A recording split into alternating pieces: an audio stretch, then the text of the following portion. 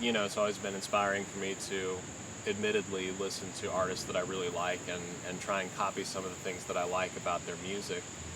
Um, that's my favorite thing about writing personally, is that you get to sort of have your own artistic interpretation and expression of people that you admire that inspire you.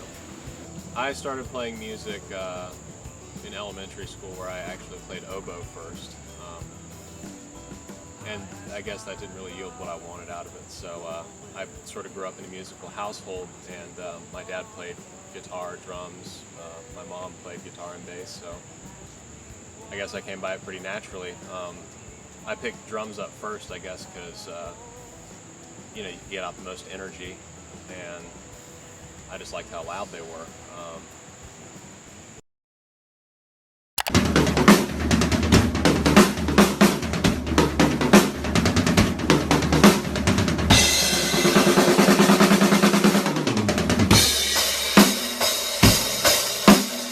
So with my solo projects, I actually don't do many live shows. It's mostly a studio project. Usually what I do is I help back people up, which, again, as a songwriter, is something that I really pride myself on. I like seeing other people's projects come to life. I like the idea of backing someone up as if I were writing the song with them. It's about being really tasteful, and being a songwriter helps you be tasteful, I think. I've played with the Indigo Girls, Mercury Jackson, No More Kismet, Karen Womack, the Shadowboxers, Hannah Thomas, a ton of other artists, Wesley Cook. Really anybody that I really feel I jive with musically and personally. What's the most amount of people you've played for now? What's the biggest show? I'm not sure what the biggest show is that I've played. Definitely some sort of festival deal. It may have been like Eau Claire in Wisconsin or something like that. Number-wise, it's kind of weird giving an estimate, but I do know that every time I go in front of a larger crowd, it always freaks me out a little bit, and then about 5 minutes in, I'm okay. The first big show that I played that I can remember was probably Wolf Trap in Vienna, Virginia. That was with the Indigo Girls, and that was probably a between 6,000 and 8,000 capacity place. And I remember they put this vibrating thing on the bottom of my drum throne, which now I'm pretty used to, but I'd never had one before. And when you kick the kick drum, it buzzes you. So it just scared the shit out of me. I had no idea what to do. I thought the whole riser was about to collapse or something. So tell me some more about some other music stuff you do, because you really do a lot of different things. Usually my job consists of, I teach a lot of lessons, I do touring work and session work for artists of all different genres. Since I also play guitar and bass, I often do a lot of backing tracks for artists, so I can build a track for them and they can just come in and sing, or, you know, add little things here and there. I run my own studio, and I try and work as much as possible with my friends in the industry. Do you like teaching? I love teaching, and I also love being the student too. I currently take lessons from Justin Varnes at Georgia State. I don't really think there's a time when you should be done learning. Yeah, I think that's so cool and very true. You put out a record recently, right? Well, you put out 2 records recently. I did. I put out 2 records this year. One is called The No One Faction. The other is called Wolves with Guns.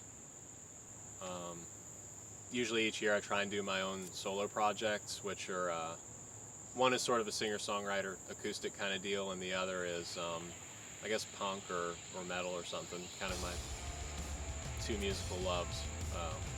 Part of the reason I brought you to this nature preserve we're walking around here is because you're just you seem like a real fan of nature. You're always talking about how you want to hike the Appalachian Trail, right? Absolutely. I love hiking and camping, anything outdoors, really. That's actually part of why I like Atlanta so much is, you know, it is a big city, but there's still a lot of nature around here. Do you write about nature much?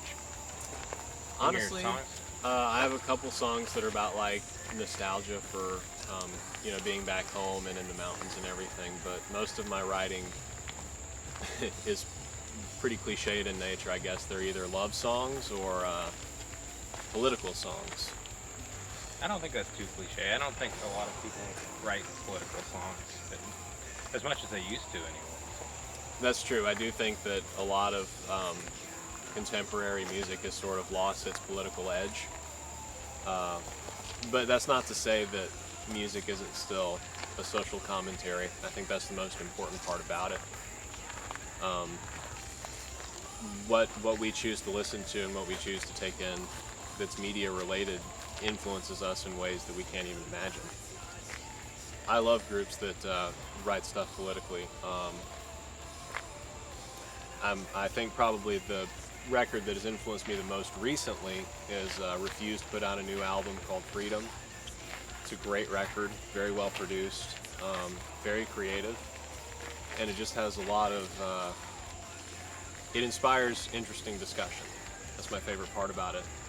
And I mean, I grew up listening to like Rage Against the Machine, and not just because they sounded incredible, but the content, I think it really influenced me.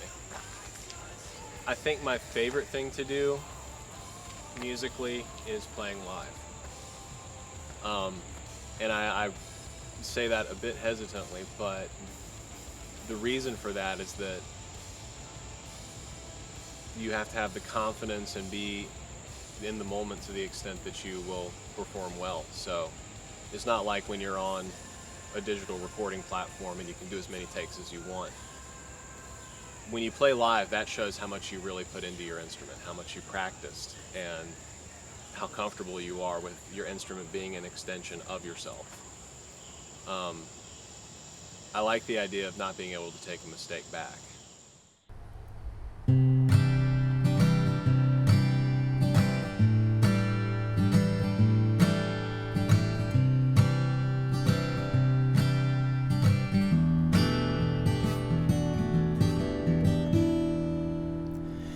If I weren't selfish, I would pray for you and forget all the pretty pictures you must have torn through. If I was so brazen, I wouldn't see you had left. I should have taken this time to try and help myself.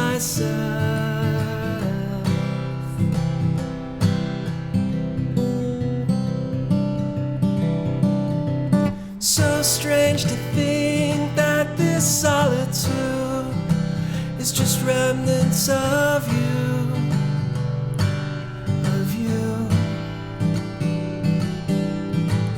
I'd break my back to bring us to safety, but it's a dream, only a dream.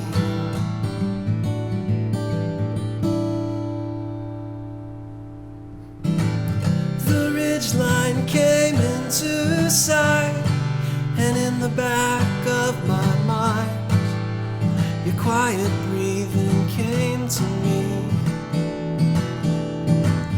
Over the valley that lay below, struggled to keep control of this creeping feeling that you were done with me.